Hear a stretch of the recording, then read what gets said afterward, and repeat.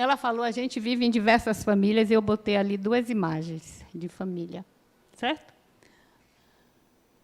Na primeira, não sei se vocês conseguem me ver lá no cantinho, é aniversário do neto.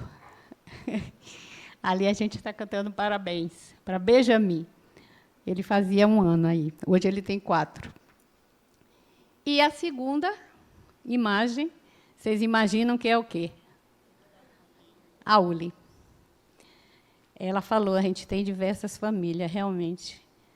A gente vai vivendo e vamos criando os vínculos familiares. Eu considero a Uli uma família.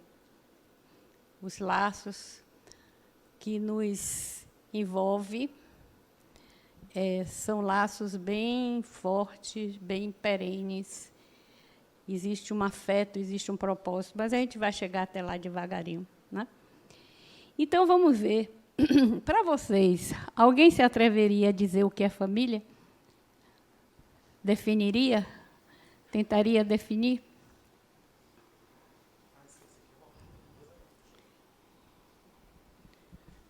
Para você ver como vocês sabem. Quer dizer, eu vou aqui apenas conversar.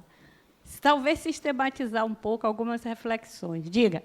Oi, Isolda. Boa noite. Boa. Tudo na vida começa na família. A família é o começo de tudo. E é um reencontro. Na realidade, nós estamos nos reencontrando de vidas e vidas passadas. Com nossos afetos, com nossos desafetos, com os nossos propósitos de vida, com as reencarnações passadas, a gente está vindo aqui para se aprimorar, para termos mais uma evangelização do nosso espírito, melhorando a nós mesmos, e dentro dessa família, que é uma família universal, que ela, na realidade, a nossa família é universal. Como ela disse, são diversas famílias num propósito. São várias células, né, cada uma dentro desse universo grande chamado família universal. Nossa, que definição belíssima, né? Perfeita a definição dela, né? Bem abrangente. Né? Ela disse tudo. A gente pode ir embora e a aula está dada. Pode ser? Pode ser, Eduardo. Daqui a pouco. A aula está dada. Ela disse tudo. Quem mais? Quem mais se atreveria a dizer o que é uma família? Boa noite. Boa. É um prazer ver você com esses cabelos brancos, que nos empolga, porque chegaremos todos lá, com fé em Deus. Com certeza. Olha, querida, eu vou falar de uma família que talvez poucas pessoas conheçam. Eu tive o prazer, semana passada, de ir no dia da Santíssima Trindade, na Tenda da Trindade, na antiga igreja da Santíssima Trindade, na Cidade Baixa. E lá se reúne uma família nova, uma família de moradores de rua, como assim era chamado, né? Ou aqueles em situação de rua.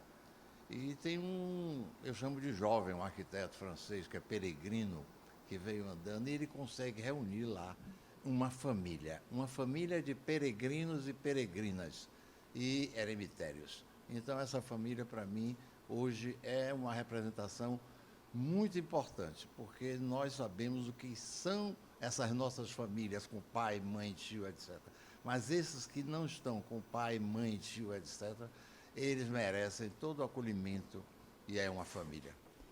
Ok. Então, ali a gente já viu um outro formato de família que seu nome?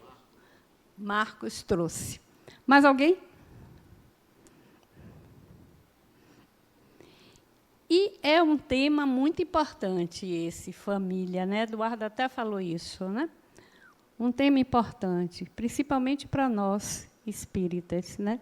Vocês vão ter, no ciclo 2, outra aula sobre família. Vocês vão ter, no ciclo 3, outra aula sobre família. E, no ciclo 8, vocês vão ter uma aula Evangelho e Família. Olha só, né? Então, a família vai estar presente em todos os ciclos, aí, vai acompanhando vocês, para vocês verem a importância que é, né, essa temática. Mais do que uma temática, como é importante essa vivência. Que é isso que eu quero conversar hoje aqui com vocês.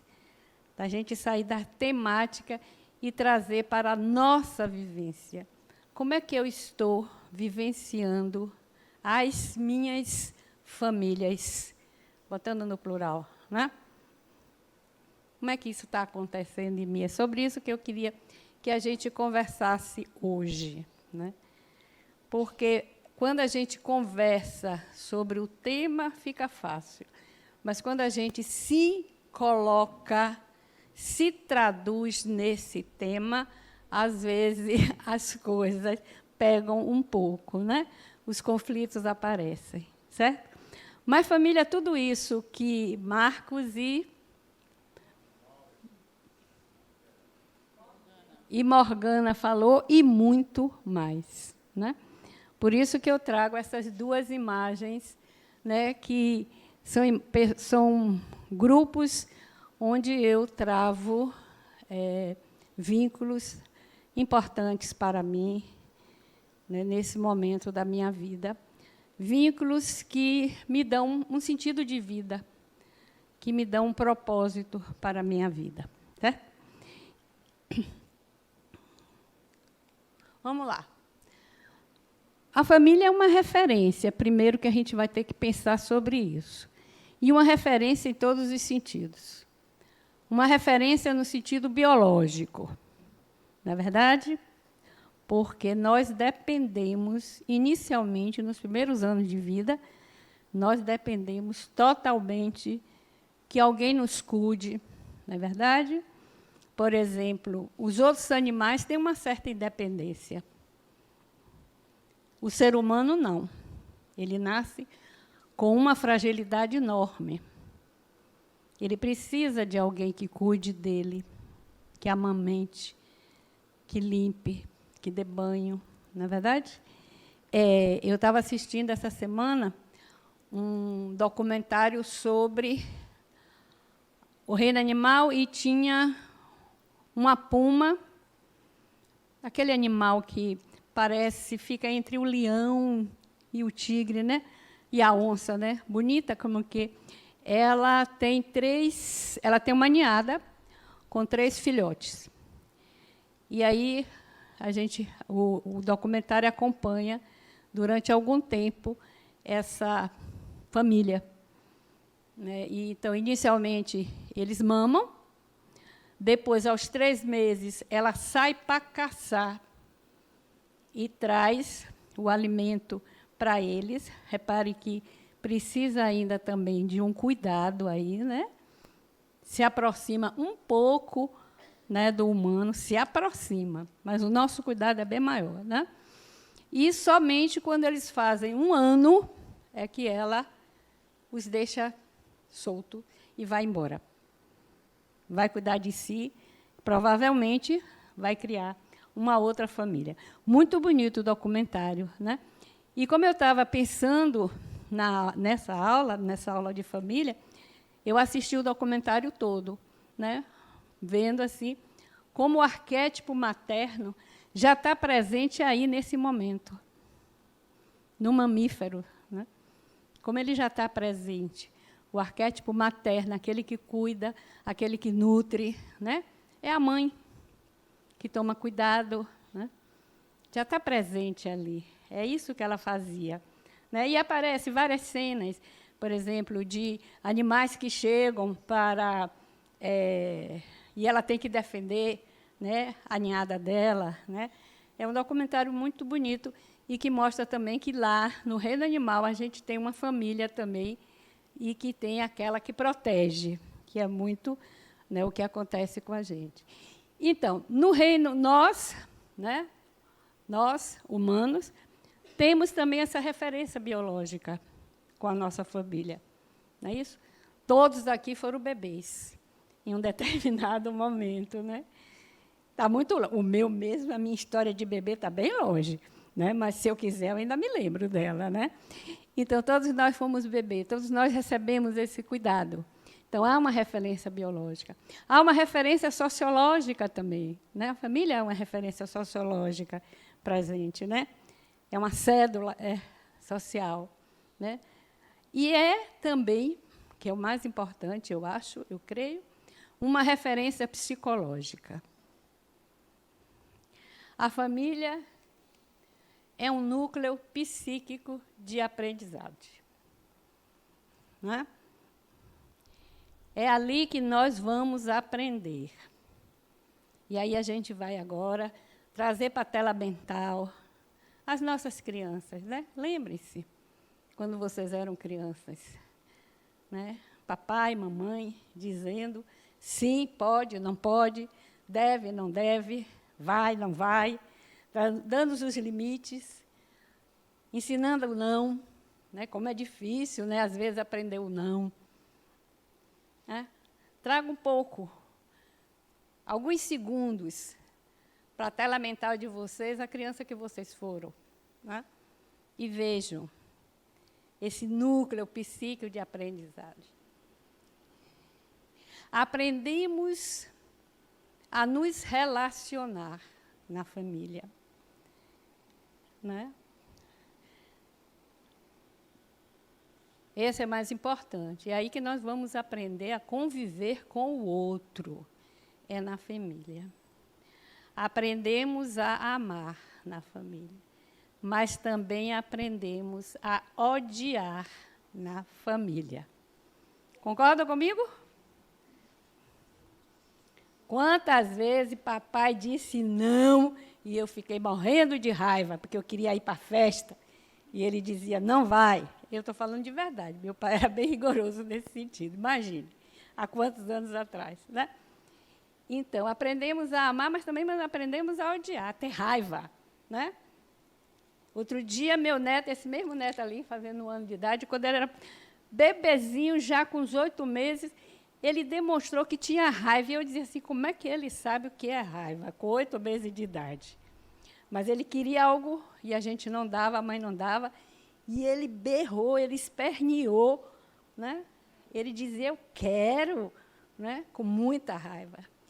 Então, e a mãe dando limite. Não, não pode, não deve. Então, é um núcleo psíquico de aprendizagem. É lá que a gente vai aprender a ser. Concordam? Diga. Podem me interromper quando vocês quiserem. Eu estou dizendo que a gente está aqui conversando. Né? Então, é nessa fase de transição que nós aprendemos a ter evolução, né? A receber o amor dos nossos pais e sermos pessoas que somos hoje, nessa fase de crescimento, de amor, de cuidado, de zelo, até os 7, 9 anos de idade, o que fica gravado na nossa cabecinha. Fica gravado no nosso psiquismo, né? As mágoas, às vezes, mas fica gravado também as felicidades, os momentos felizes, né? Que a família tem. É um tema, gente, de uma riqueza, né? Se vocês param um pouco aí, né? Acho que eu vou parar assim, 2 minutinhos. 2 minutinhos é muito tempo. E vocês lembrarem, né, da família, como é que é isso. Tem muita gente aqui que acha que ainda está vivendo em família, né? Sim? Né? Então, como é que é isso, né? É de uma riqueza extraordinária as coisas que acontecem dentro de um lar, dentro de uma família. É um caldeirão. Então, não é um caldeirão da bruxa, mas é quase um caldeirão da bruxa. Em alguns casos, é um caldeirão da bruxa, ali borbulhando de emoção e de sentimentos, certo? Diga. Falo alto. Pensou alto. Ok, certo? E dessa família, onde a gente tem... Morgana falou, né? É um núcleo de encontros, ela falou, mas é um encontro também que pode ser encontros com desafetos. A família proporciona encontro com pessoas queridas, mas ela proporciona também encontros com pessoas não tão queridas assim, né? Ela proporciona também encontros com desafetos, né? E, muitas vezes, algumas pessoas, alguns espíritos, têm o privilégio de escolher a sua família. Já pensou que coisa maravilhosa? Eu quero nascer ali. Papai e mamãe é aquele ali que eu quero. Outras vezes, não. Outras vezes, a gente vai no compulsório. Ó, vá, você vai nascer aí. E vai, né? Muitas vezes, a gente quer uma situação. Né? Não, eu preciso nascer numa família dentro dessa situação. Às vezes, a gente escolhe pessoas. Não, eu vou voltar a conviver com fulano, né? E aí, a riqueza da doutrina espírita, que nos mostra que meu filho não é meu filho. Ele está, meu filho, nessa encarnação. Meu pai, eu vou botar no passado, porque ele já desencarnou. Não era meu pai. Era alguém que conviveu comigo nessa encarnação. Né? Porque isso aí é maravilhoso, isso dá uma dimensão enorme a gente. Vamos trazer o filho, que aqui tem muito mãe, muito pai, com certeza, não tem? Mãe e pai? Então. E como é difícil para nós que somos mães, né? Olhar para o filho e dizer, ele não é meu filho. Entende o que eu quero dizer? Estão entendendo? Ele não é meu filho. Ele é um espírito que está comigo nessa jornada agora. Possível? Ela disse que é impossível. É difícil. É difícil para nós que somos mães. Mas é bom fazer esse exercício. Muito bom. Porque quem é essa figura? Eu tenho um filho. Eu estou falando isso porque eu fiz isso com ele. Porque quem é essa figura? Hoje ele está meu filho. Mas quem foi ele em 1800, quando a gente se encontrou lá? Porque eu tenho uma vida passada com ele. Não tenho? Tenho, com certeza. Uma só, não. É capaz de eu ter várias. Né? Ele era meu filho, era meu pai, era meu esposo, era meu amante, era minha companheira, era minha mãe. Quem era ele em 1400, quando também encarnamos juntos? Quem era ele no século I, quando encarnamos também na mesma comunidade? Percebe o que eu estou trazendo para vocês? Diga.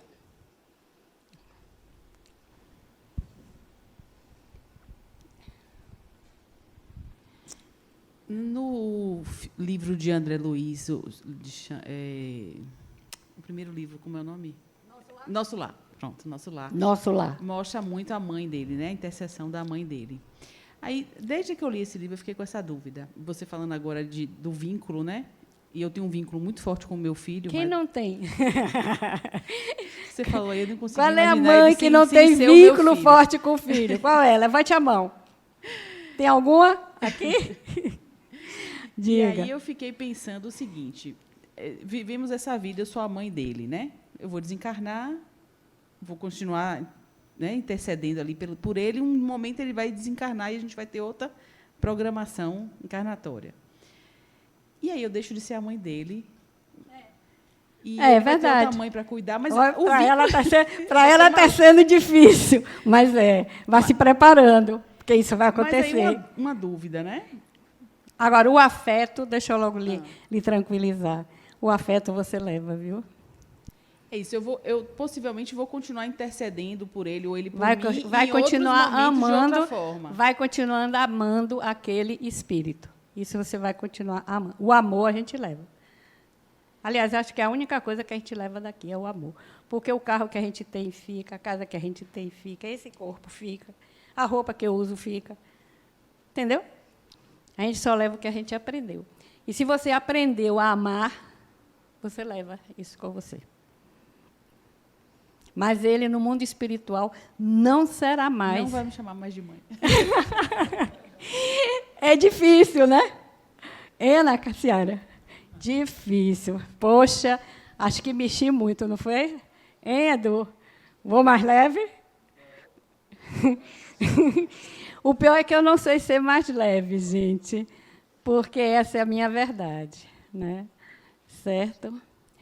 É isso aí, Cassiara, né? Mas a mesma coisa vale para seu pai e sua mãe, do mesmo jeito. Eles não serão lá no mundo espiritual, nem seu pai, nem sua mãe.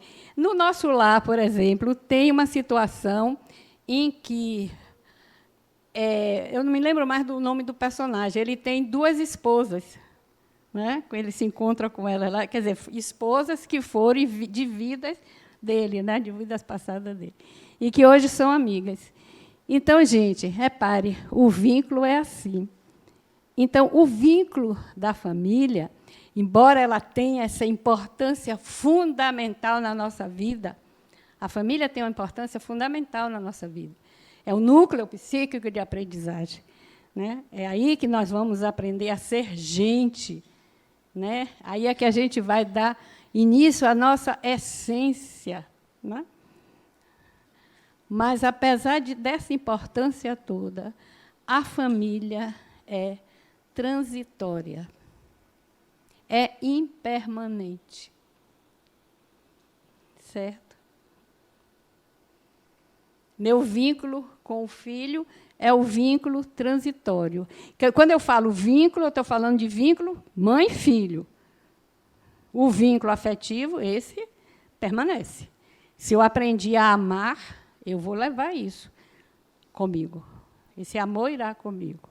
Agora, esse vínculo é meu filho, isso desaparece. Então, é bom a gente pensar nisso também, fazer uma reflexão sobre isso, né? Dói um pouco, mas é verdade. E é necessário a gente também se preparar para essas situações que, às vezes, a vida nos traz, né? Então, meu filho não é meu filho, meu pai não é meu pai, minha mãe não é minha. Repare que tem um meu aí, né? Tem um possessivo. Meu, né, professor? Não é pronome possessivo? Então, ó, diz tudo. É a posse, e não é. São espíritos que estão conosco, né, nesse momento, dentro desse núcleo psíquico de aprendizagem. Então, a gente está ali convivendo com esses espíritos para aprender, mas também para ensinar. Porque tanto a gente aprende, como a gente ensina. Os filhos aprendem com a gente, mas os filhos ensinam a gente também. E como? Né? Se a gente prestar atenção, os filhos nos ensinam muito. Né? Então, há essa ida e volta dentro desse núcleo, que é o núcleo familiar. Dúvidas?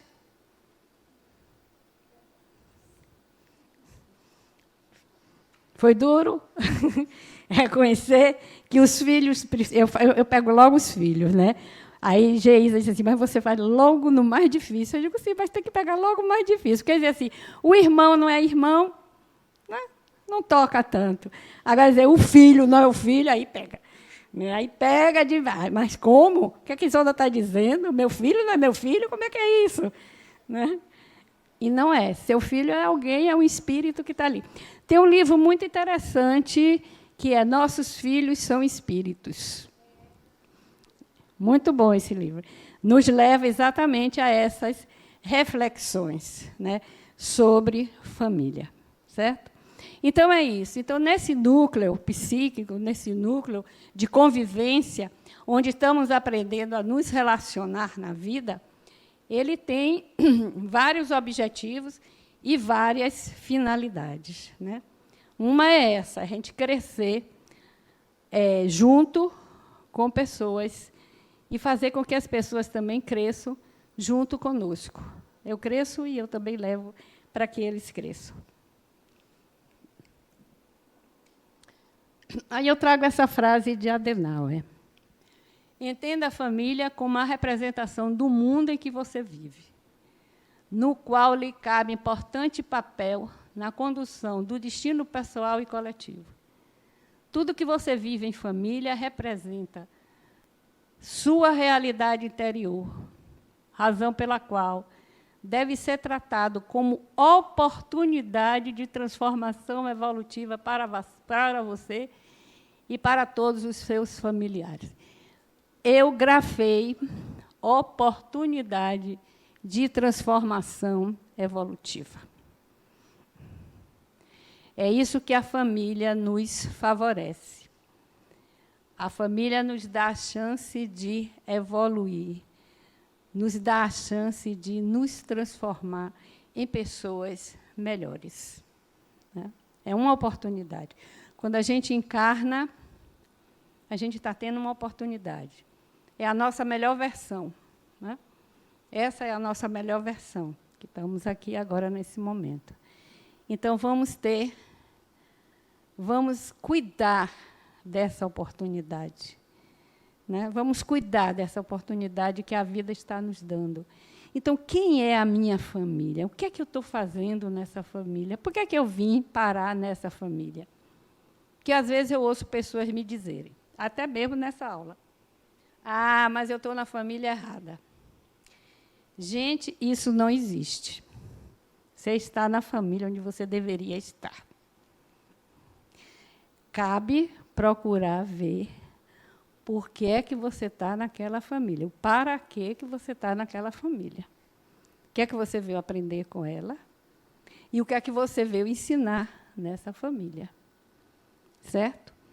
A gente nasce na família certa, correta. Não existe família errada, né?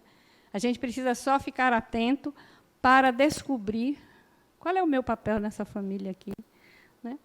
Eu sou aquele que agrega ou sou aquele que traz discórdia? Qual é o meu papel aqui? O que é que eu estou fazendo aqui nessa família?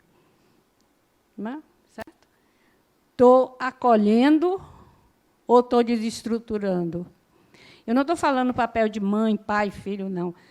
Como sujeito, como indivíduo, como espírito. Mais de como sujeito, de como espírito. O que é que eu estou fazendo nessa família como espírito?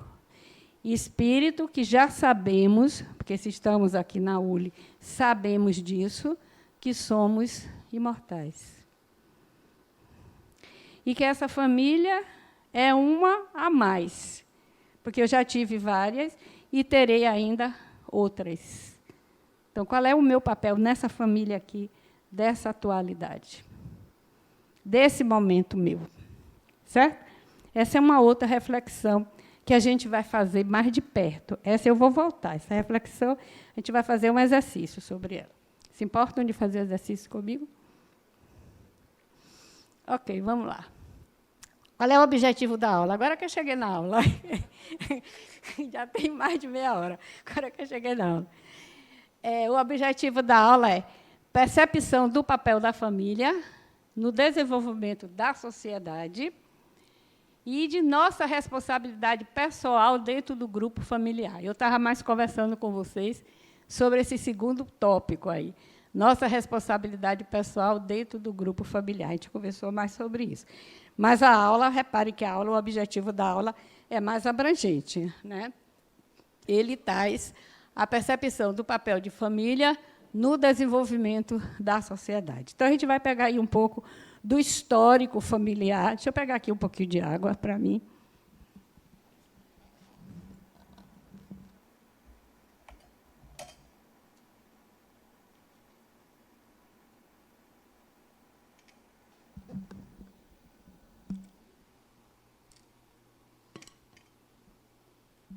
A gente vai pegar aqui um pouco do histórico, né? Dessa parte, o papel da família no desenvolvimento da sociedade. Mas depois eu volto para o que nós estávamos discutindo. Então, é isso. A origem da família é impossível saber, né? Estende-se um passado que a gente não consegue fazer. No entanto, é singular a ideia de que os seres vivos se unem e criam vínculo uns com os outros desde sua origem. Eu acho que desde que o homem é homem, ele vive em família. Aliás, assistindo o documentário que eu falei, eu vi que é muito antes. Desde que o espírito é animal, ele já vive em família. Né? Lembram-se? Vocês tiveram uma aula de princípio espiritual, princípio material. Né? Tiveram aula de evolução já? Ah, então pronto, eu já posso falar disso. Né? Então, o princípio espiritual vai evoluindo. Então, no reino animal, já existe o conceito de família. Né? A Puma me mostrou isso, o documentário que eu assisti. Né? Então, seja uma decorrência do instinto de perpetuação da espécie, seja pelo desejo de não viver só, a ponto de se ter, por natural, muitas vezes, a ideia de que a felicidade só pode ser encontrada a dois. Então, veja como é antigo essa ideia de viver em família, de ter um grupo que está ali junto. Né? O homem da caverna já tinha essa ideia de família, certo? Mas a família é um elemento ativo, não é uma coisa pacífica, não é uma coisa estratificada, não é estacionada. Ela evoluiu. A família de hoje não é mais a família que era em 1400 e 1800. A gente vai passar rapidamente por isso, só para a gente ter uma ideia.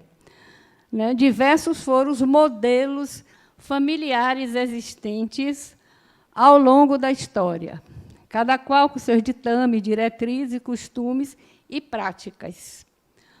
O homem percorreu um longo caminho de experimentos e, a cada estágio avançado, pouco a pouco, descoberta era alcançada e a humanidade progredia.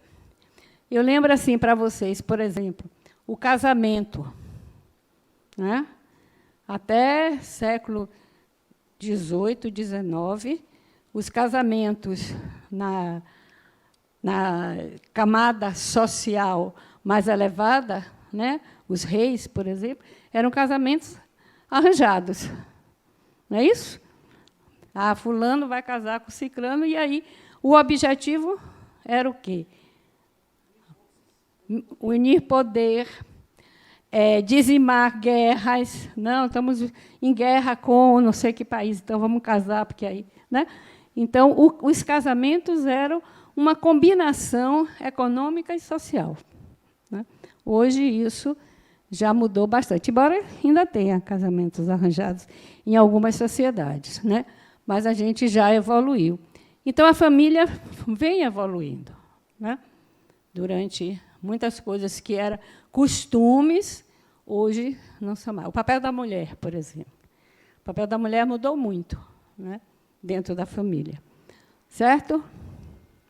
Então, a gente tem uma família carnal, cujo vínculo é a consanguinidade, né? Papai, mamãe, filho. É aquela família que eu posso ter escolhido no plano espiritual, ou eu posso simplesmente ter... Vá, você vai viver essa situação que você está precisando aprender. E há ocasiões, os felizes espíritos que podem escolher a sua família, às vezes até o seu pai. A gente, meu filho, viveu essa situação. Ele se casou com alguém que já tinha um filho. Então, ele tinha uma filha, ele teve um namoro, e desse namoro nasceu uma filha. Certo? E ele se casou com alguém que já era segundo casamento. Está ficando claro? Então, ela também já tinha um filho. E eles dois tiveram um filho. Então, tinham 3 filhos. Aí disseram, basta, chega, não queremos mais filhos. Né? No tempo de hoje, 3 filhos é um bom número. Né? E daí eles entenderam de construir uma casa, porque a família já estava feita, eram 3 filhos, venderam o apartamento que tinham, compraram um terreno e vamos construir a casa. Foram morar num lugar bem apertadinho, porque todo o dinheiro voltado para a construção da casa. E ele corre, meu filho corre. E ela estava para fazer a a cirurgia, como é? Hein? Laqueadura. E ela ia fazer a laqueadura. A vida toda programada. 3 filhos, vamos construir uma casa, vamos ter, né? Esse que a gente faz, né? Como é plantar uma árvore, né? Construir uma casa, pronto. Tudo certinho, tudo dentro da programação. Aí, uma bela noite, ele sai para correr, eles moravam, nessa época, na Pituba, ali na orla da Pituba. Aí, quando ele está correndo, um rapaz chega junto dele e diz assim, espere, porque eu preciso ser seu filho. Ele toma o maior choque, para a corrida, olha para o lado, não tem ninguém. Ele volta, até fiquei arrepiada, contando para vocês. Aí ele volta para casa desesperado e conta o que aconteceu. Que chegou, um rapaz apareceu para ele e disse a ele, espere, porque eu preciso ser seu filho. E aí veio a dúvida. Faz a laqueadura, não faz a laqueadura. Espera, não espera. Conversar com a mamãe, claro, eu ia dizer que espere, né? Conversar, minha mãe, vem cá, preciso me contar uma coisa. Eu digo, tenha dúvida, isso vai ser para esperar. Ele já lhe escolheu como pai. Ele já escolheu a família dele. E aí foi, uns 2 meses depois, ou 3, ela ficou grávida. E nasceu exatamente aquele Benjamin, que foi aquele que eu mostrei ali, o aniversário de 1 ano. Né? Bom, eu não preciso falar da relação deles dois, né? Vocês já imaginam, né, como é que é a relação dele. Né? Ele é o pai, é o pai, é o pai, é o pai, é o pai. Né? Sim. No sábado, o pai sai para trabalhar. Hoje eles não moram aqui. Hoje eles moram nos Estados Unidos. Aí o pai sai para trabalhar, ele fica esperando o pai voltar. E no sábado, que ele já sabe, hoje ele tem 4 anos, ele já sabe que o pai não trabalha. Quando o pai acorda, ele diz, vamos fazer coisas. E aí ele vai, aonde o pai vai. Se o pai vai cortar grama, ele também vai. Se o pai vai lavar carro, ele também vai. Se o pai vai botar roupa na máquina para lavar, ele também vai. O que o pai tiver que fazer, ele vai estar presente. E não diga não, porque ele se aborrece muito. Então, é assim, foi o pai que ele escolheu mesmo. Né? Então, tem isso. Né? Então, às vezes, esse vínculo, né, é um vínculo que vem já de escolha, né? A família carnal. Né? É um vínculo consanguíneo, mas é mais do que um vínculo consanguíneo. Né? Tem um vínculo espiritual aí também. E tem a família constituída, que é onde nós temos o vínculo social.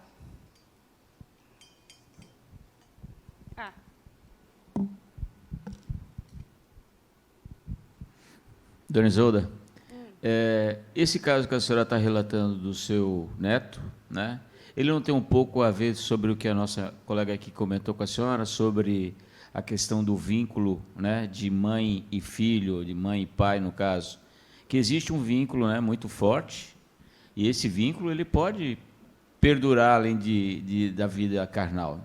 E aí, nesse caso, o menino escolheu o seu filho, por quê? Quem sabe? Mas isso aí eu não sei. O que me vem à mente é esse conceito que ela falou agora. Essa união é tão forte de mãe e filho, ou de pai e filho. Mas eu não sei se eles foram pai e filho em outra encarnação. Isso aí a gente não sabe.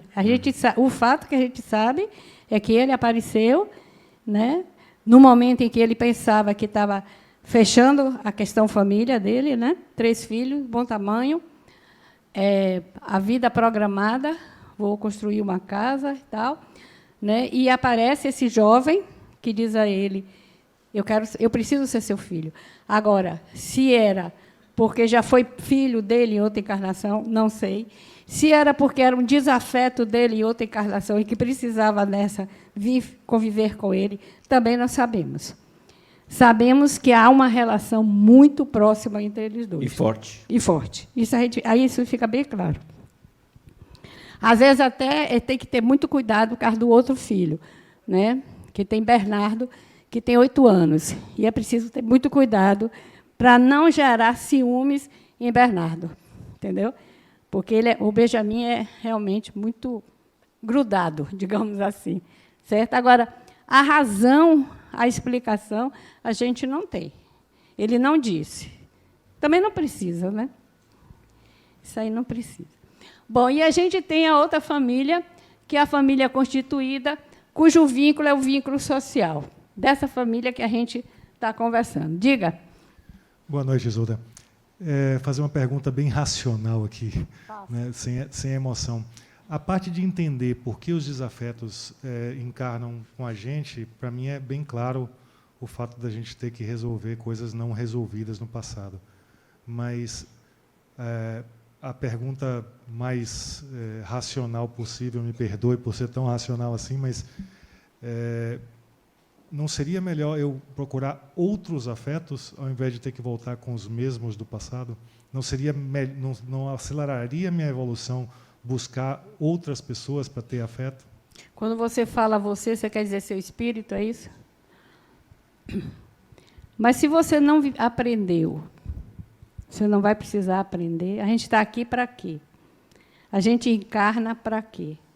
Será que você já sabe responder isso com um semestre de ULI? Sabe, não sabe? A gente está aqui para quê? Para aprender. Não é isso? Não é isso que a Adenauer bate na tecla todo dia? Né? A encarnação é um processo educativo. Então, a gente está aqui para aprender. Então, se eu não aprendi, eu posso voltar para aprender. Né? Você veio para aprender habilidades. E que habilidades são essas que a gente aprende na família? Habilidades relacionais. Né?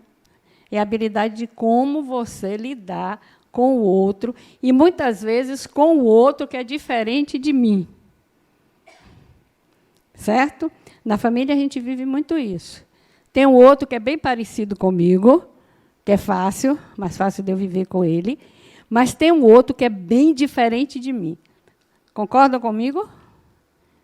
Já viveram situações assim? Aquele irmão que, poxa, não tenho nada a ver com ele, ele é bem diferente de mim. Então, aquele pai que eu quero isso, ele quer aquilo, tão diferente de mim. Né? Então, a gente vem para aprender isso. Se eu não aprender isso, eu vou voltar para aprender. Que eu preciso integrar essas habilidades para a minha evolução. Na minha evolução, eu preciso ter algumas habilidades bastante integradas. Entendeu? Respondi? E depois o seguinte, você falou assim, o racional, mas no racional, mas o emocional também, às vezes, ele fala mais alto. Né? Bom, vamos lá. Então, a gente, na família carnal, essa família que a gente está conversando agora aqui, né? A gente tem esses dois tipos de vínculos, certo? Aí a gente tinha uma família patriarcal, lembram dela? Ela ainda existe até hoje, né? O pai, o homem, era o provedor e cabia a nós, mulheres, o quê? O fogão. E tomar conta da casa. Era assim, era um modelo de família. Esse foi um modelo de família que durou durante muito tempo. Né? Modelo patriarcal. O homem que saía para trabalhar, para prover a família. O lugar de mulher era dentro de casa. Certo?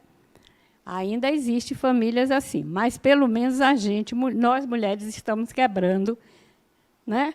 Com muita amorosidade, não é verdade? Mulheres, com muita amorosidade, estamos quebrando isso. Né? Pois é. Exato. Também. Não, mas eu botei amorosidade para, né, ser gentil com os cavaleiros que estão aqui presentes. Certo? Aí, a partir do século XXI, a família começou a se modificar. E aí tem várias razões. Né? Tem razões sociológicas, razões econômicas. Né? Mas as famílias começaram a se modificar. Eu tenho uma filha que é advogada e ela me disse que no direito que tem o direito. Tem advogado aqui? Né? Tem direito de família. Tem como é que eu diria? Uma parte do direito, posso falar assim? Um ramo, isso, perfeito. Um ramo do direito que só estuda a família. Um ramo do direito que só estuda a família. Então, a família começou a se modificar. E a gente tem hoje a família mosaico, a família monoparental e a família homoafetiva. Eu peguei somente 3. E existe N tipos de família. Dentro do direito existe N tipos de família. Eu peguei somente 3. Para mostrar como a família evoluiu. Só para isso. Que a gente está dentro do objetivo da aula, aquela primeira parte do objetivo da aula, que é ver como a família, né, as implicações da família com o social. Né? A família mosaico. Aí eu trago de novo a família do meu filho, né? Que vocês se casam e já têm filhos que vêm de outras famílias. É a família mosaico. Essa família é uma família muito rica, né? Porque tem o filho, por exemplo, no meu caso, tem Gabriel. Gabriel é filho da minha nora. Mas ele tem um pai, ele tem uma avó, ele tem um tio, uma tia, ele tem uma outra família. E aí, nos aniversários, a gente reúne essa família toda. Certo? Aí, meu filho tem uma filha. Essa filha tem outra avó, além de mim, tem outra avó, tem outro avô, tem a mãe dela. Percebe? E aí, nos aniversários, tem que chamar esse bando de gente toda. É por isso que o aniversário é daquele jeito ali. Não é? E tem Bernardo e Benjamin, aí não. Bernardo e Benjamin é filho dos 2. Então, fica mais fácil. E para Bernardo, foi muito difícil. Ele não conseguia entender. Por que que Sônia era avó de Gabriel, mas não era avó dele? Como era isso? Ele levou tempo para entender. Somente agora, aos 10 anos, ele começou a entender o que é isso. Não é? Gera conflitos. Por que que o pai de Gabriel é ele e meu pai é você? Ele fazia essa pergunta. Por que que você não é pai de Gabriel? Ele fazia essas perguntas, né? Porque vivia ali todo mundo junto. E eles fazem questão de viverem muito, essa família mosaico, muito junto. Então, é uma família muito rica, rica em conflitos, mas rica também em amor, em amizade. Né? Porque a gente constrói. E também rica, gente, no relacionamentos. Porque aí há uma diversidade enorme de pessoas com as quais você tem que conviver. Família mosaico. Certo?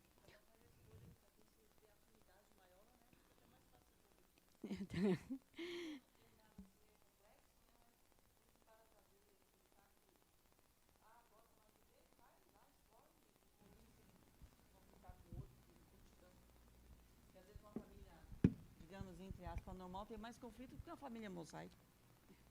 Pode ser. Né? Pode ser. Não sei, mas pode ser. Assim, a família mosaico mais harmônica.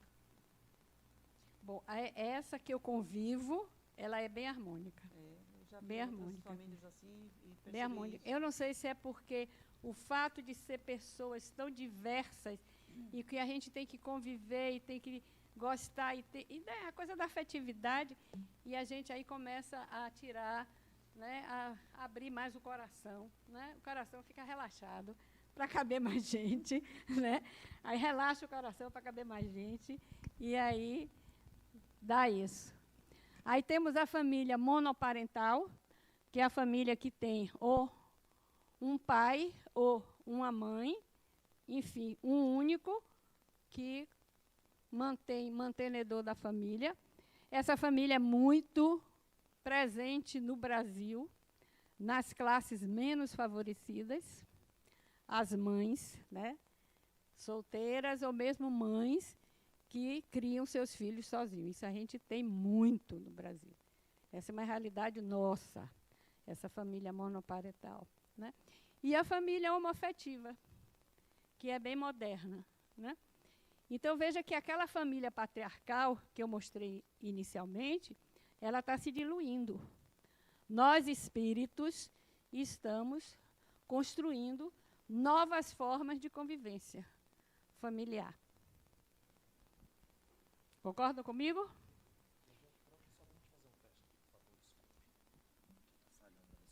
Alô? Ah, tá bom. Bom, e daí agora eu pergunto. Qual o modelo de família de vocês? Agora eu quero ouvir vocês, eu já falei demais.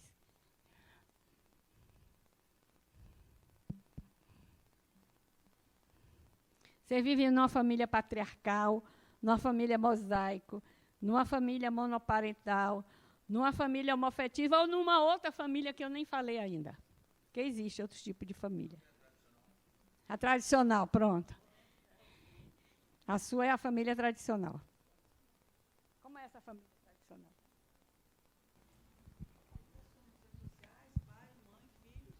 Fala aí. Como é a família tradicional? Então, na família tradicional você tem a mesma condição, né, vamos dizer assim, da família anterior aí, patriarcal. Só que o que difere é que eu acho que existe uma divisão entre marido e mulher, entre homem e, entendeu? Igual.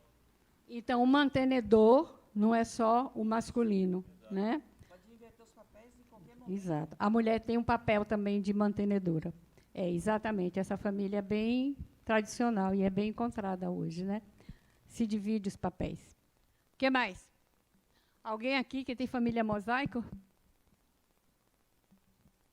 Eu vivo numa família multiespécie, como eu falo. Porque sou eu. Hã? Como é? A gente está tentando descobrir o que é. Algum microfone. Agora está funcionando? Pronto, tá. Eu vivo numa família multiespécie, como eu falo. Multiespécie. Multiespécie, ó. Gostei Isso. dessa. Vou botar na próxima aula. E Aliás, amanhã, quando eu vier, já vou trazer. Já Família atualiza. tradicional e família multiespécie. Diga. E que sou eu, meus pais, ele também, né? E nossos filhos felinos, 2 gatinhos.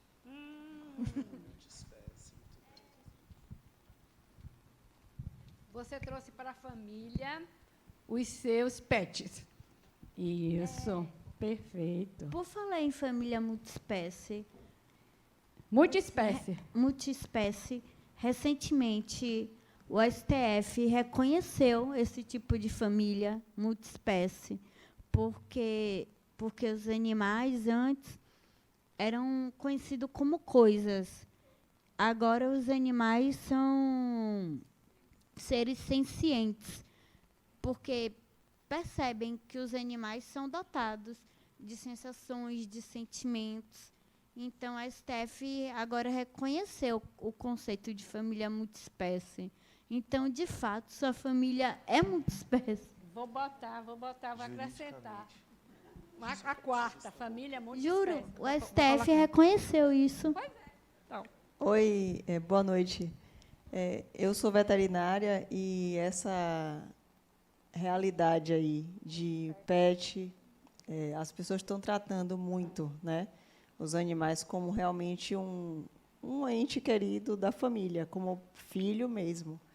E existe também, ela falou aí agora do STF, existe uns estudos e já é comprovado que a gente consegue se comunicar com eles de uma forma muito mais intensa do que se pensava. Não é só intuitiva.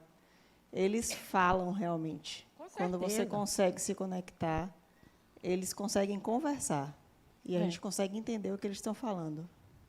não, eu acho que eles evoluíram bastante também, igual que a gente.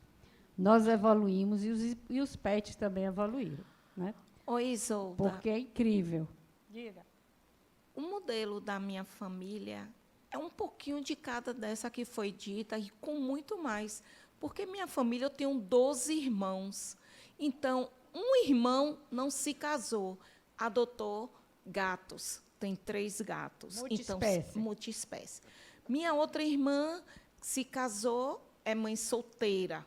Seria a mosaico. Monoparental. Ah, não. A monoparental. É, a monoparental. Eu já estou enquadrada na família mosaico. Eu tenho um filho, estou no segundo relacionamento, porque o meu primeiro desencarnou. Eu estou no segundo relacionamento, eu tenho um filho, e o meu marido atual hoje tem um outro filho de outra esposa. Então, eu estou enquadrada nessa. E tem a homoafetiva. Minha irmã se casou, é moderna e não quer ter filho.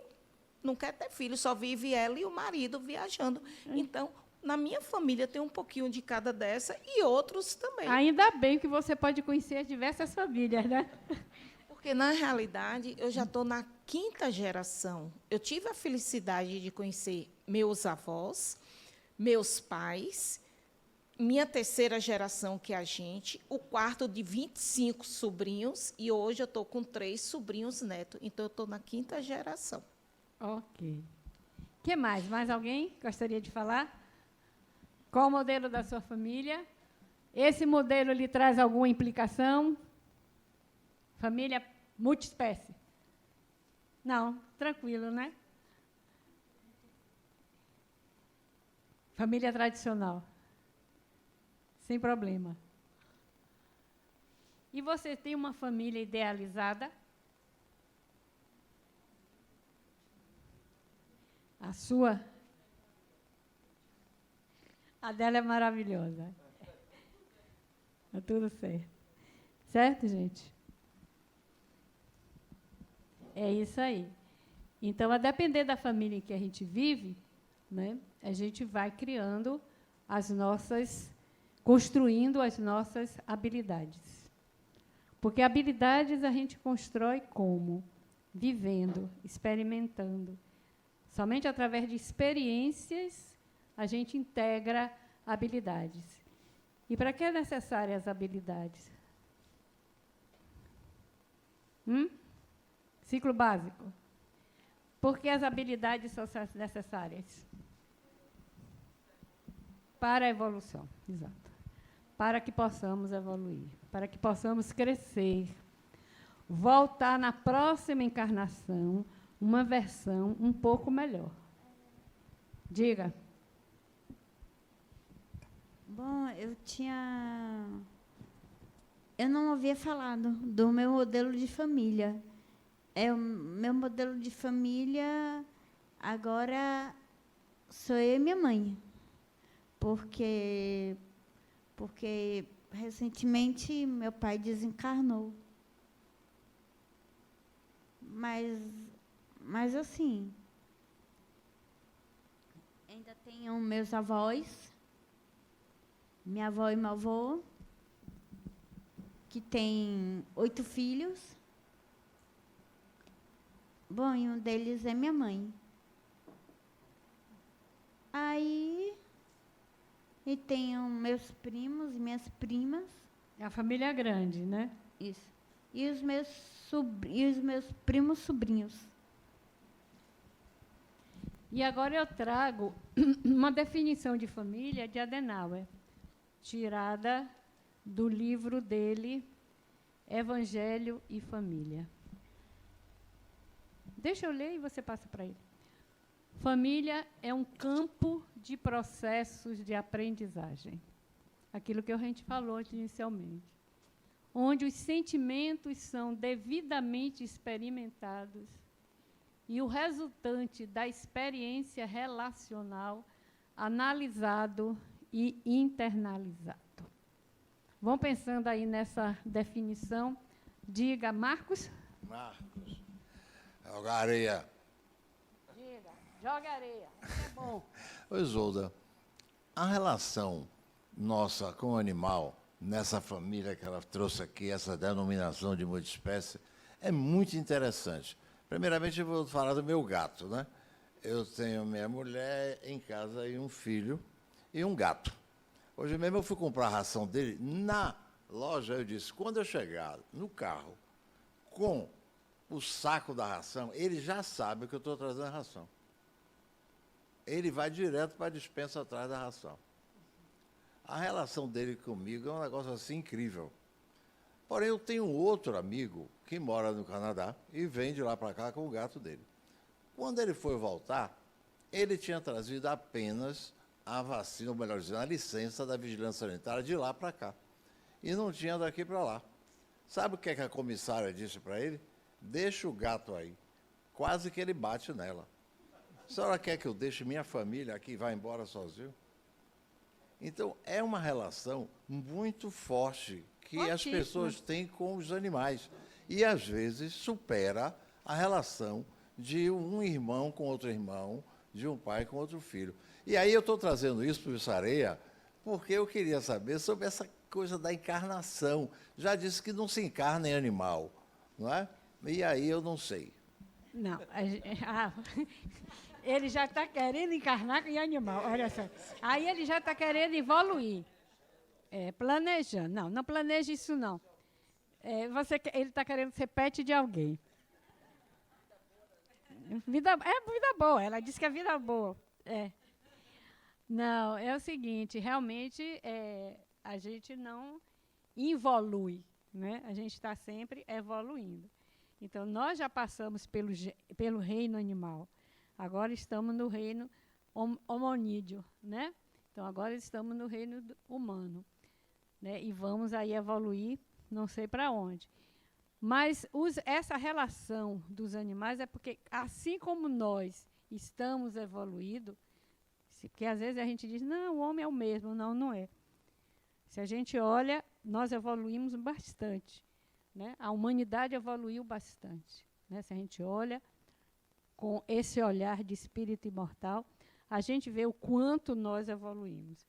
E assim como nós evoluímos, a gente também, os animais também estão evoluindo, né? O acompanhamento vai junto, né?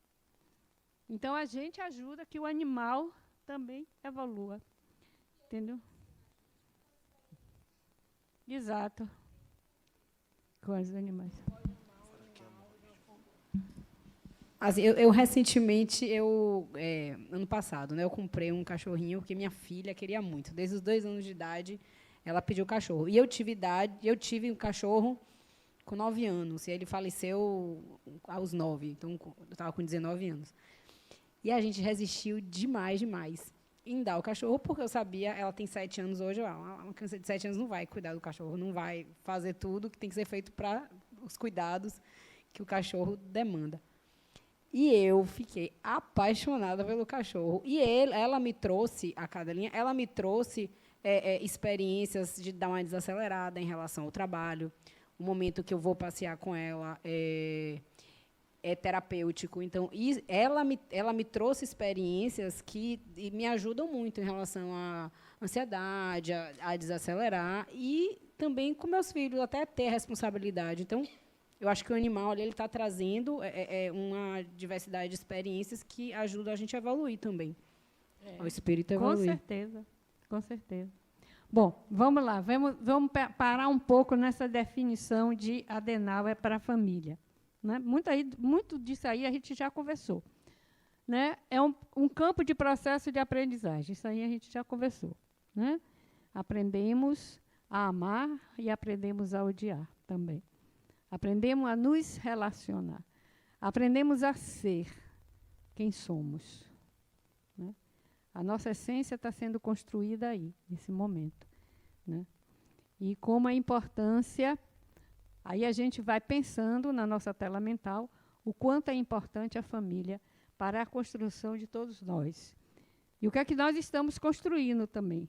Porque assim como fomos construídos por uma família, estamos construindo pessoas na nossa família. Né? Onde os sentimentos são devidamente experimentados. Se lembra que eu falei uma panela de pressão, né? Os sentimentos estão ali. E o resultado da experiência relacional analisado e internalizado. Então, o que a gente aprende na família, a gente internaliza e guarda. Está na nossa memória. fica guardada na nossa memória. Talvez não fique guardado o personagem, mas fica guardada a experiência.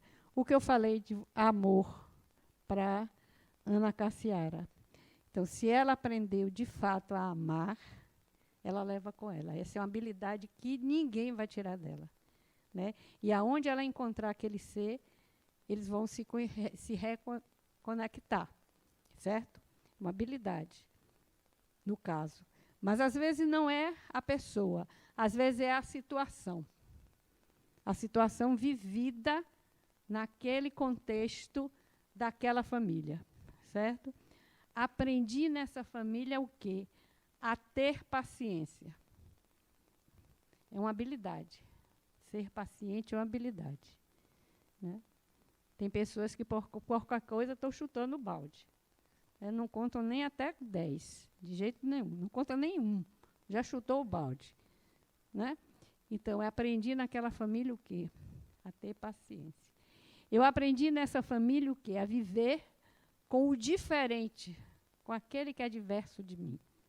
Eu penso azul, ele pensa amarelo, mas somos da mesma família e nos queremos bem. E podemos nos amar, apesar dele ser azul e eu ser amarelo. E como a gente viveu até o ano passado, mas ainda vivemos até hoje, né? A nossa sociedade viveu polarizada, né? Ou é isso, ou é isso. Não, gente. Pode ser tudo. Há um leque de possibilidades, né? O espírito imortal, ele não é nem isso, nem isso, nem isso. Ele é isso, isso, isso, isso e mais isso. Não há polaridade. O espírito imortal tem complementariedade, não polaridade. Deu para entender? Ficou claro? Porque a gente costuma polarizar bem, mal, certo ou errado. Não existe certo nem errado. Para o espírito mortal existe aprendizagem. Bem e mal. O que é bem para ela pode ser mal para mim. O que é mal para mim pode ser bem para ela. Certo? Então, para o espírito mortal não existe polaridade, existe complementariedade. As coisas se complementam, né? Há um movimento, um fluir de emoções, um fluir de conhecimento, né? Todo conhecimento é transitório. Concordam? Todo conhecimento.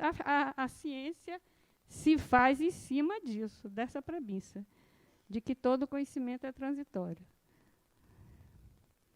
Se descobre, se cria hipótese, se nega, se descobre mais. Se cria hipótese, tá? E por aí lá vai, né? Então, a experiência que vivemos na família, ela é internalizada.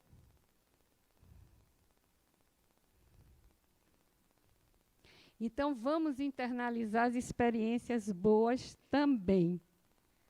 Porque o que é que a gente costuma fazer? A gente tem um péssimo costume, todos nós, eu também tenho, que é só guardar as experiências ruins. Só guarda as mágoas, só guarda os ressentimentos. Não guarda aquele dia que todo mundo foi feliz. Não guarda naquele dia onde todo mundo deu risada, certo? Então, isso a gente tem que guardar também.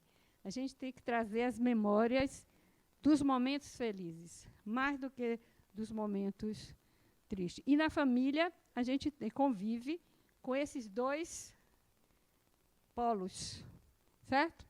Todo mundo aqui sabe que eu fico aqui quietinha no meu canto, caladinha. É porque a dificuldade dela e a minha, que a gente colocou para escolher uma, é de irmão. Então, ela é de uma família de 6, eu sou de uma família de 9. Então, é aquela dificuldade de respeitar o outro. Cada um tem sua opinião, então, ainda mais quando a família é grande. E aí, ela me instigou mais por causa dos outros assuntos. Foi bom vocês trazerem, porque vocês trouxeram um relacionamento diferente, né? É. Irmão? Que é bem complexo também, bem complicado. Mas eu tenho uma mãe de 98 anos que vive com a irmã minha e a gente tem que respeitar tudo que ela decide lá, porque quem fica 24 horas é quem sabe. Aí, tá vendo? Aí Deixa o Nancy completar. Aí veio os outros sobrinhos. Aí tem aquelas das divergências, que cada um tem sua família. Eu tenho 2 sobrinhos netos que não conhecem minha mãe, então tem aquela que se afasta. E aí tem um lance que estava falando de filhos. Eu tenho 2 filhas. Sim, mas a dificuldade é ser irmãos, né? Isso Ser é o irmão, papel de ser irmão. De ter que respeitar a opinião. Não é Então, de ser mãe, né? Não. Porque no papel de irmão é onde a gente encontra mais a diversidade. Ainda mais com Porque uma família grande. Às vezes o pai e a mãe ainda são mais próximos, às vezes não. Às vezes tem pai e mãe que são bem distintos dos filhos. Mas, na maioria das vezes, essa coisa, pelo próprio papel, se humaniza mais. Agora, irmão, isso aí pega, né? Porque realmente é o diverso. O irmão, ele é bem diverso, às vezes, da gente, né? E a quantidade de irmão é bem diversa. E mesmo. ela que tem 8? Ela tem 6. Eu que tenho 8. Ah, você que tem 8. Não. Eu também sou a caçula. Ok. Os irmãos, foi bom vocês trazerem, porque é um outro tipo de relacionamento também na família, que gera muito conflito, essa história de irmãos, né? Às vezes a gente se dá bem, às vezes a gente tem pessoas que você conhece fora da família e que você fica mais perto do que os seus irmãos. Não é verdade? Que a gente diz, não, mas aquela pessoa está tão perto de mim, é como se fosse um irmão meu mesmo, né? E, às vezes, o seu irmão consanguíneo ali, você fica distante dele, né? Irmão é um relacionamento difícil também, que precisa ser analisado, não é só pai e mãe, não. Pai e mãe é mais, né, o mais aparente, né, o que a gente chama mais atenção. Mas o relacionamento de irmão, o relacionamento fraterno, ele precisa também ser observado pela gente, né? Aquele irmão que me dá mais trabalho é meu mestre, com certeza. É com ele que eu vou aprender. E, na verdade, o que é que a gente faz? A gente se afasta desse irmão. Pois é, você tem um monte de mestre. Pois é, a gente se afasta desse irmão, porque nele eu vou aprender o quê? Aprender com a diversidade, aprender com o outro que é diferente de mim. Como é que eu chego até esse outro? Como é que esse outro bate em mim? Quer dizer, bater no sentido de me tocar, né? Como é que esse outro toca em mim? Por que é que eu aceito essa diversidade ou não aceito essa diversidade? Por que é que eu não aceito ele dessa forma? Porque o problema não é dele. O problema é meu. Certo? Porque quando a gente pensa também isso, o problema não é dele, o problema é meu. Eu que não aceito. A dificuldade é minha, não é dele. Então, eu tenho que resolver a minha dificuldade. Vocês vão chegar no ciclo 9, não sei se o ciclo 9 mudou. Mudou, coordenador? Que Eduardo, além de ser monitor, é coordenador pedagógico da ULI, viu? Não sabe se mudou. Mas, quando eu fiz o ciclo 9, talvez isso já tenha algum tempo, mudou? Tinha um exercício que era exatamente você pegar alguma dificuldade que você tinha com algum familiar, né? E eu, assim, fui pegar exatamente irmão. E aí, eu dizia, não, porque ele... E, no meio do caminho, eu vi que não era ele, era eu. O problema não era ele, o problema era eu. Então, quem tinha que mudar não era ele. Quem tinha que mudar era eu. Foi muito interessante. Foi o ciclo 9 que me fez ver isso. Não sei como é hoje o ciclo 9. Bom, gente, então vamos lá. Que a gente está terminando já. Ampliando o conceito de família, né? A gente conversou muito sobre essa família carnal, sobre essa família que está o dia a dia com a gente. Mas vocês lembram que quando eu abri a aula, eu botei a família consanguínea minha e botei a Uli. Né? E a Uli eu considero minha família. Não sei se Eduardo considera sua família também, com certeza. Né? Ela também considera. Nós nos consideramos uma família. Essa é a verdade. Né? Agora, é uma família interessante, que não tem pai nem mãe, né? Só tem irmãos. É uma família muito interessante. Então, como é isso? Quando é que a gente amplia esse conceito de família? Né? A gente amplia o conceito de família para outros grupos. Né? Ela falou também, né? As famílias. Né? Como é que a gente consegue isso? A gente consegue isso dessa forma. Os vínculos são perenes.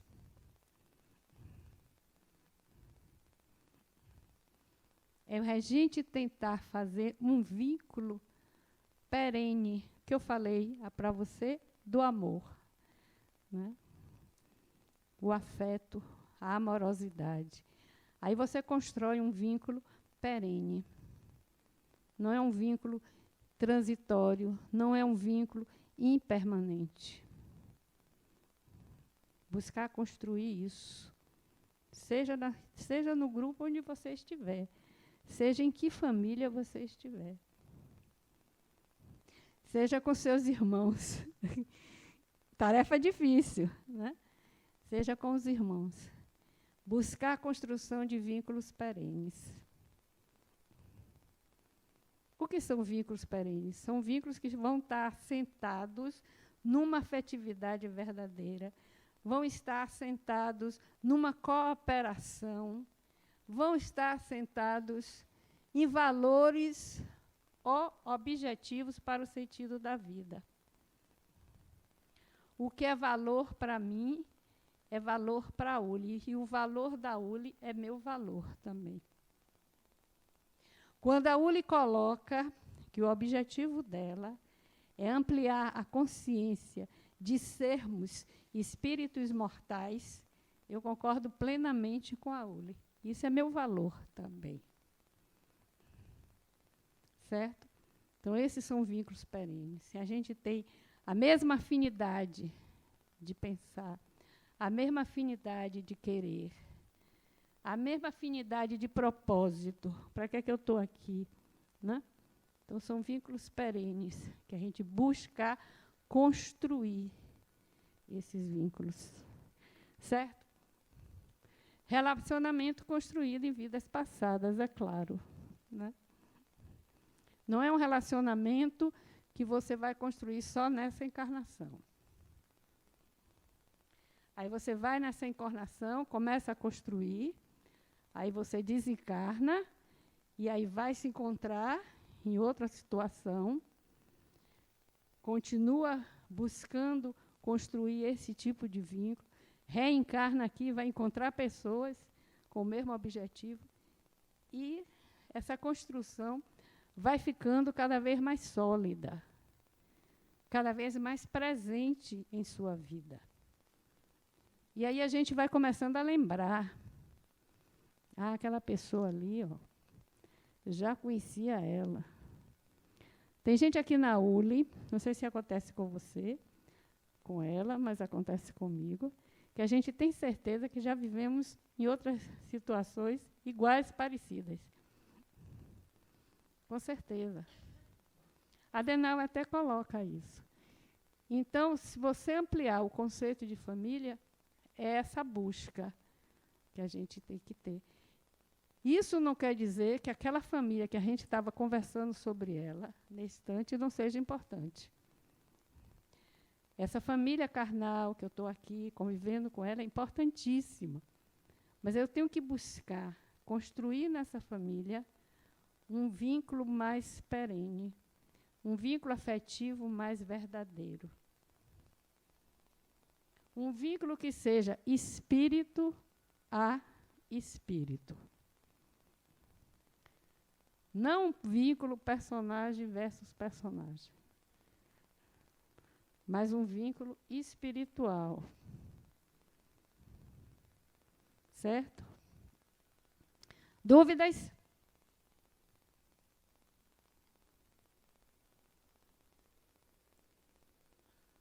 Aí a Adenauer diz assim: família é uma organização de espíritos encarnados ou desencarnados que, através da convivência, se responsabilizam a executar projetos comuns através da fixação de vínculos afetivos.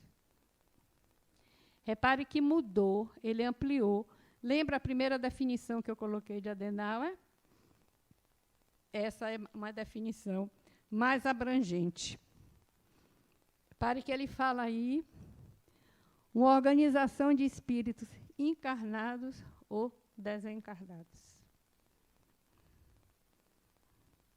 Na família Uli, a gente tem espíritos desencarnados que trabalham com a gente.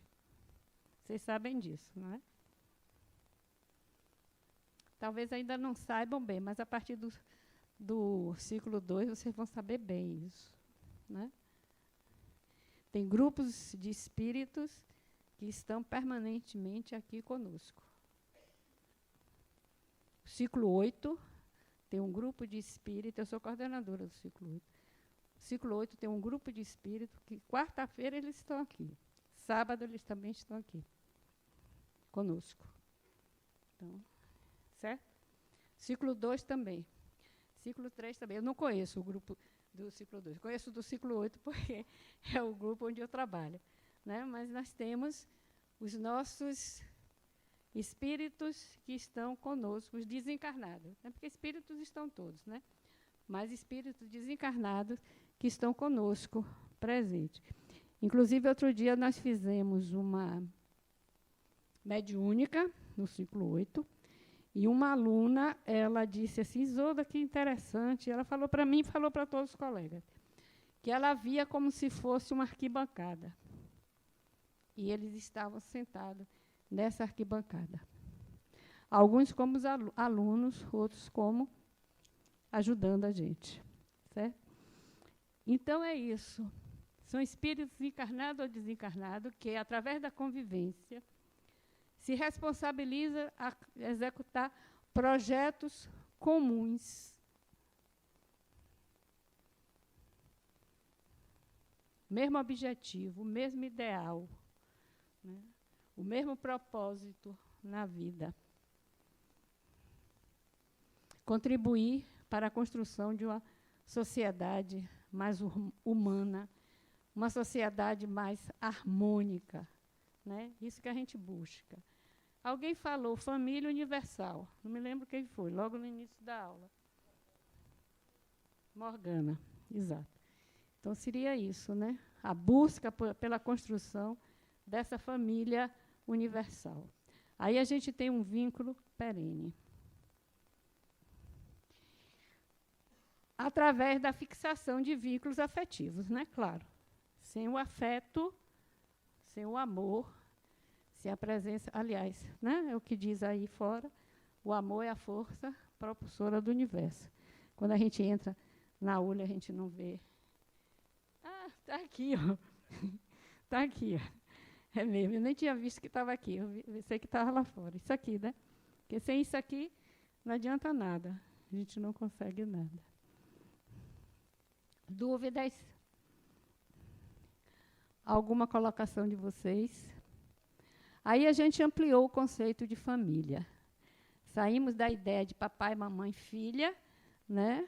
E estamos buscando já o outro, mas o outro já não dentro desse círculo, mas o outro dentro de um círculo bem mais amplo, que é aquele que se aproxima de mim. Por exemplo, eu e vocês, que estou conhecendo hoje. Né? Então, a gente está se conhecendo hoje. Então, a gente se estabelece agora dentro desse círculo, dessa ampliação de consciência. Porque, para mim, aí vocês já fazem parte da família Uli. Então, já fazem parte da minha família. Né? Já estão morando no meu coração. Certo? Não é assim? Pois é, então. Acho que terminei, viu? E aí, gente, era isso que eu queria conversar com vocês. Espero que a nossa conversa tenha servido para quê? Para que vocês possam refletir, né? Como eu disse inicialmente, não estou aqui para dar aula, de jeito nenhum, né? Mas sim para a gente conversar dentro das nossas experiências. E como foi boa a nossa troca, né? A gente conseguiu trocar, eu consegui ouvir alguns de vocês, né? Então, isso que é interessante a gente poder fazer, né? Levar que vocês possam fazer uma reflexão. Afinal de contas, o que é que eu estou fazendo nessas famílias em que eu me coloco? O que é que vocês estão fazendo, por exemplo, na ULI? Nessa nova família. Na família de um semestre, né? Primeiro semestre de vocês aqui na ULI. Então, qual é o objetivo de vocês? Qual é o propósito de vocês ao integrarem essa família ULI?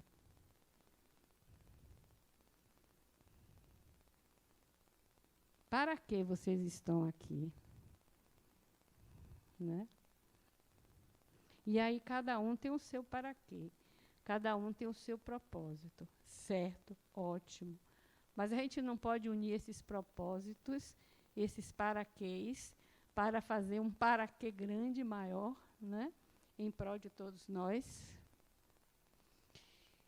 Depois, o que é que eu estou fazendo na minha família? Aí eu volto já não mais no conceito ampliado de família, mas no conceito mais restrito de família.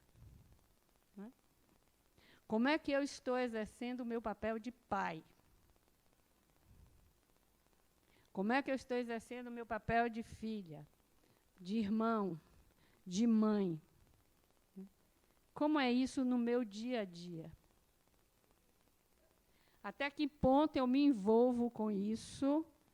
Até que ponto isso é agradável para mim? Até que ponto isso me satisfaz? Ou não? Ela colocou que ela é só mãe.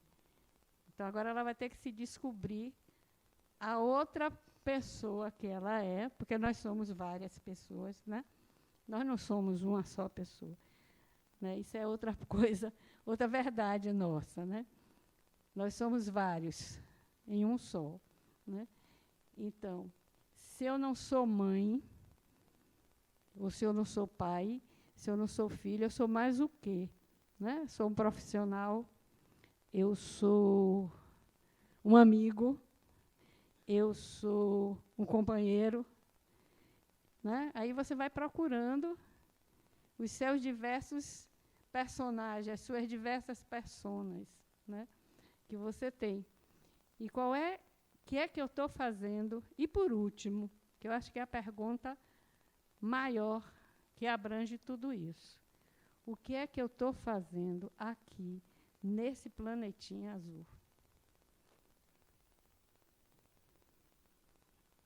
O que é que eu vim fazer aqui? Eu encarnei aqui para quê e por quê? Né?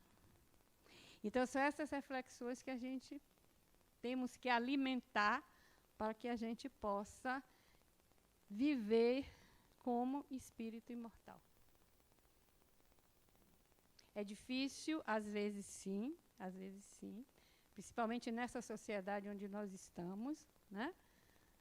É muito difícil, mas a gente tem que tentar. É um exercício diário que a gente tem que fazer, ok? Então, era isso, gente. Espero ter contribuído para a reflexão de vocês.